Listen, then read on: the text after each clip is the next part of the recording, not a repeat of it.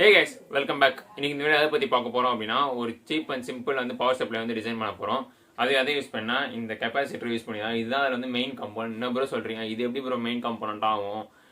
ஒரு power supply design பண்ணால் ஒரு டிரான்ஸ்ஃபார்மர் வேணும், இல்லைனா ஒரு எஸ்எம்பிஎஸ் மாரி ஒரு ஆப்ஷனுக்கு போகணும் அப்படின்றப்போ நிற்கிறீங்களா? அது அப்படி கிடையாது. உங்கள் வீட்டில் இருக்க நிறைய அப்ளைன்சஸ் ஆல்ரெடி இந்த டிசைனாக தான் யூஸ் பண்ணிக்கிட்டு இருக்கு. சின்ன சின்ன அப்ளைன்சஸ்லாம் நீங்கள் நினைக்காத அப்ளைன்சஸாக இருக்கும். அது எல்லாமே அதுதான் யூஸ் பண்ணிகிட்டு இருக்கு. இந்த வீடியோ அதை பற்றி நீட்டாக எக்ஸ்பிளைன் பண்ணி போட்டிருக்கேன். இது எப்படி யூஸ் பண்ணணும், எப்பப்பெல்லாம் யூஸ் பண்ணக்கூடாது, எப்பப்பெல்லாம் யூஸ் பண்ணணுன்றது எல்லாமே போட்டிருக்கேன் டீட்டெயிலாக. ஸோ வீடியோ ஸ்கிப் பண்ணாமல் வீடியோ ஃபுல்லாக பாருங்கள். வாங்க வீடியோ கூட போகலாம். வீடியோக்குள்ளே போகிறதுக்கு முன்னாடி big warning, this video is mains voltage. So நீங்கள் கேர்ஃபுல்லாக யூஸ் பண்ணவே இருக்கும். நான் இந்த வீடியோ எதுக்கு போகிறேன்னா பியூர்லி எஜுகேஷனல் பர்பஸ்க்காக மட்டும்தான் போடுறேன். ஸோ கேர்ஃபுல்லாக யூஸ் பண்ணுங்கள். நான் ஃபியூச்சரில் ஒரு ப்ராஜெக்ட் பிளான் பண்ணியிருக்கேன். அதுக்கு பார்த்தீங்கன்னா இந்த டெவலப்மெண்ட் நான் பவர் பண்ணணும். நான் மெயின்ஸ் வோல்டேஜ்லேருந்தே பவர் பண்ணணும். அதுக்கு இப்போதைக்கு ஆப்ஷன் பார்த்தீங்க அப்படின்னா இந்தமாதிரி ஸ்விட்ச் மோட் பவர் சப்ளை யூஸ் பண்ணுறது, அப்படின்னா டிரான்ஸ்ஃபார்மர் அண்ட் ரெக்டிஃபையர் யூஸ் பண்ணுறது. ஆனால் அந்த டிரான்ஸ்ஃபார்மரே பார்த்தீங்கன்னா ஒரு 1/2 kg வெயிட் வந்துடும். அண்ட் இந்த எஸ்எம்பிஎஸ் யூஸ் பண்ணலான்னு பார்த்தா இது ரொம்ப காஸ்ட்லி. இந்த டெவலப்மெண்ட் போர்டை விட அந்த எஸ்எம்பிஎஸ் காஸ்ட்லி. சைஸ்லையும் பார்த்தீங்கன்னா இது சின்னதுன்னு உங்களுக்கே தெரியும். இதுக்கு ஆல்டர்னேட் சொல்யூஷன்ஸாக பார்த்தீங்க அப்படின்னா எலக்ட்ரானிக்ஸ் பஜாரில் நான் இப்போ ரீசெண்டாக இந்த மாடியூல் பார்த்தேன். பட் ஆனால் இது அவங்களே சொன்னதுன்னா இது ரேர் பீஸ் தான், எப்போ ஸ்டாக் அவுட் ஆஃப் ஸ்டாக் போகும் எனக்கு தெரியாது. ஸோ இதை வச்சு நான் என்னோட ப்ராஜெக்ட் நான் பிளான் பண்ண விரும்பல. ஸோ அதுக்கு ஆல்டர்னேட் சொல்யூஷன் பார்க்கலாம் அப்படின்னு டிசைட் பண்ணிட்டேன். ஃபர்ஸ்ட் என்னோட பவர் சப்ளைல இந்த டெவலப்மெண்ட் போர்டு எவ்வளோ பவர் கன்சியூம் பண்ணுது அப்படின்னு பார்ப்போம். இதில் வோல்டேஜ் பார்த்தீங்கன்னா 5 volt. ஸோ நான் அரௌண்ட் 5 volt கொடுக்குறேன். ஸோ பார்த்தீங்கன்னா போர்டு ஆன் ஆயிடுச்சு. ஆனால் பார்த்தீங்கன்னா கரண்ட் 10 milliamps கீழே இருக்கிறதுனால ஆர்பிஎஸ்ல அது ரீச் ஆகலை. ஸோ நம்ம சிம்பிளிசிட்டிக்காக இப்போ என்ன பண்ண போகிறோம் பார்த்தீங்க அப்படின்னா இந்த எல்இடியை நம்ம பவர் பண்ணிக்கலாம். நார்மலாக எல்இடி எப்படி பவர் பண்ணுவோம் அப்படின்னா நம்ம இப்போ ஹையர் வோல்டேஜ் இருக்குது அப்படின்னா ஒரு ரெசிஸ்டரை போட்டு நம்ம அந்த வோல்டேஜ் அங்கே ரெசிஸ்டரில் ட்ராப் பண்ணுவோம். ஓம்ஸில் யூஸ் பண்ணுவோம். அதுக்கு இப்போ அதை தான் நானும் யூஸ் பண்ண போகிறேன். ஓம்ஸில் யூஸ் பண்ணி ரெசிஸ்டன்ஸை கால்குலேட் பண்ணணும் அப்படின்னா 400 ohms கிட்ட எனக்கு ரெசிஸ்டன்ஸ் வருது. நான் இப்போ இந்த 400 ohm ரெசிஸ்டரை நான் யூஸ் பண்ணேன் அப்படின்னா எனக்கு பார்த்தீங்கன்னா தெரியும் எல்இடி க்ளோ ஆகுது. எனக்கு எந்த ப்ராப்ளமும் இல்லை. பார்த்தீங்கன்னாலே தெரியும். நம்ம இதே சர்க்கியூட்டை ஏசி சப்ளைக்கும் யூஸ் பண்ண முடியும். இப்போ பார்த்தீங்கன்னா அதே தான் அங்கே 12 volt பதிலாக இங்கே 230 volt வரப்போகுது. ஸோ என்னோட ரெசிஸ்டருக்கு அக்ராஸாக 2 to 6 voltage ட்ராப் ஆகணும். நம்ம நார்மல் ரெசிஸ்டர் கால்குலேஷன் எப்பவுமே ஓம்ஸில் வழி பண்ணுறது படியே பண்ணோம் அப்படின்னா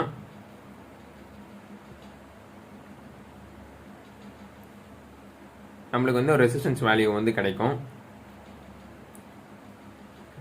பார்த்தீங்கன்னா 11.3K அரௌண்ட் வருது. இந்த ரெசிஸ்டன்ஸ் வேல்யூ தான் வந்திருக்கு. ஸோ இப்போ என்னோட எல்இடியை நான் என்னோட பிரெட் போர்டில் கனெக்ட் பண்ணி அந்த சர்க்கியூட்டை நான் சிமுலேட் பண்ணுறேன். 11.3K க்ளோஸாக இருக்க ரெசிஸ்டர் வேல்யூ நான் எடுத்துக்கிறேன். பார்த்தீங்கன்னா மெயின்ஸ் பவர் கார்டை நான் கனெக்ட் பண்ணிடுறேன். பார்த்தீங்கன்னா டர்ன் ஆன் பண்ணுறேன். டர்ன் ஆன் பண்ண அப்படின்னா என்னோட எல்இடி எரியும். ஆனால் இது ஒரு பேட் ஐடியா. ஏன்னு நீங்களே இன்னும் கொஞ்சம் நேரத்தில் பார்ப்பீங்க.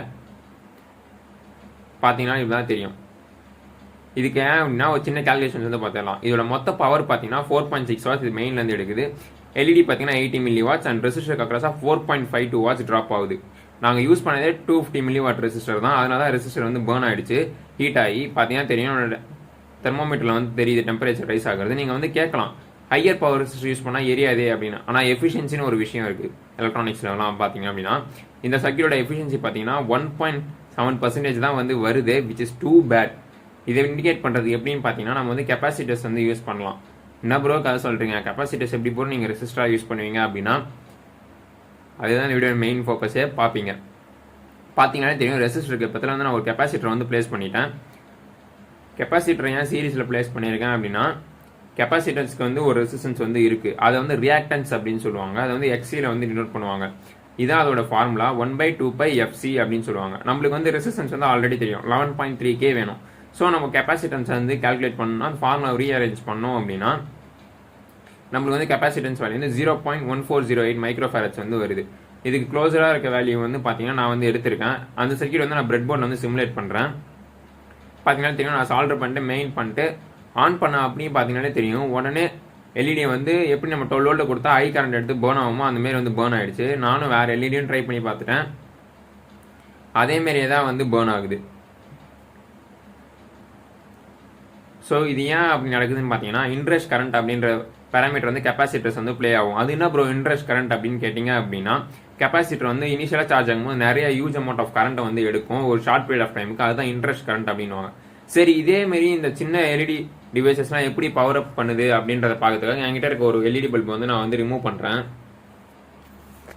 இதில் பார்த்தீங்கன்னா தெரியும், நான் ஃபஸ்ட்டு நோட்டீஸ் பண்ண விஷயமே நான் யூஸ் பண்ண மாரி அவங்க தான் கெப்பாசிட்டர்ஸ் தான் வந்து யூஸ் பண்ணியிருக்காங்க. ஆனால் கூட வந்து கொஞ்சம் காம்போனன்ட்ஸும் யூஸ் பண்ணியிருக்காங்க. ஒரு ஸ்மூதிங் கெப்பாசிட்டர்ஸ் மாரி தெரியுது. அண்ட் பின்னாடி ஒரு ஐசிஸ் வந்து இருக்குது. ஸோ நான் உடனே என்னோட மல்டிமீட்டர் எடுத்து இதை ரிவர்ஸ் இன்ஜினியர் வந்து பண்ண ஆரம்பிச்சிட்டேன். மல்டிமீட்டர் கண்டினியூட்டி மோடில் வச்சுட்டு அதோட கனெக்ஷன்ஸ் எல்லாம் எங்கெங்கெல்லாம் கண்டினியூட்டி பாயிண்ட் இருக்குது அப்படின்றத வச்சு நான் ஒரு ரஃப் ஸ்கிமேட்டிக்ஸை வந்து வரைய ஆரம்பிச்சிட்டேன். அண்ட் ஃபைனலாக பார்த்தீங்கன்னா இதுதான் வந்து நான் அதுலேருந்து எடுத்த ஸ்கிமேட்டிக்ஸ் வந்து. இது வந்து ரொம்பவே சிம்பிளான ஸ்கிமேட்டிக் மாரி தான் தெரியுது.